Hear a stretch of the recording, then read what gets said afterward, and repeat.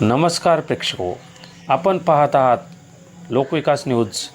सध्या आपण थेट मुंबई येथून जिथे मराठा आरक्षणाच्या मागणीसाठी न्याय मिळावा यासाठी समाजबांधव एकजुटीने लढत आहे।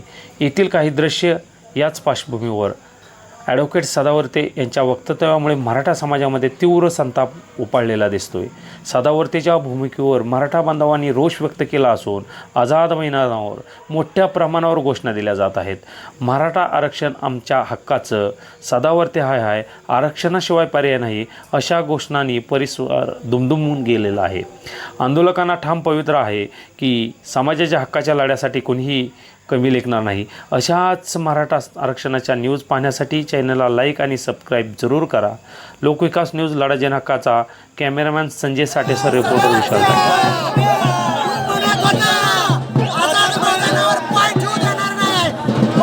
लाखोच्या संख्येने मराठी आले आणि मांडी घालून बसले।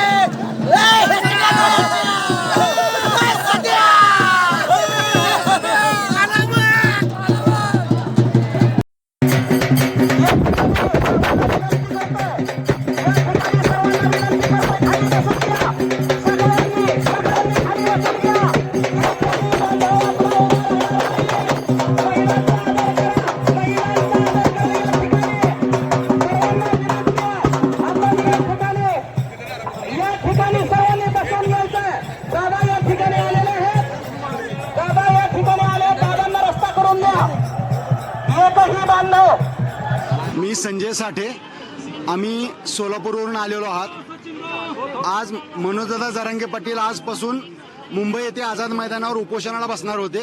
त्यांच्या उपोषणाला समर्थन देण्यासाठी आणि त्यांच्या उपोषणामध्ये सहभागी होण्यासाठी आम्ही सगळे मिळून आलेलो आहोत। पण आज इथं येऊन आम्ही बघितलं, 2 दिवस झाला आम्ही मुंबईमध्ये फिरतोय, पण आज प्रत्यक्षी ज्यावेळेस मनोजदादा आले त्यावेळेस CST परिसरातील आणि आझाद मैदान परिसरातील सर्व दुकानं बंद केलेली आहेत। शासनानं असं कशासाठी केलंय हे शासनाने आम्हाला सांगावं।